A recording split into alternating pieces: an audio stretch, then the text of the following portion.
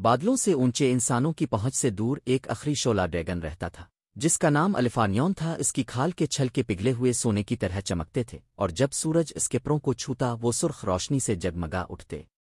صدیوں سے الفانیون ایک ایسے جادو کرسٹل کی حفاظت کر رہا تھا جو دنیا کی آگ کو زندہ رکھتا تھا، مگر ایک رات پہاڑوں پر ایک سیاسایہ پھیل گیا، ایک طوفانی روح جو ڈریگن کی روشنی سے حسد کرتی تھی۔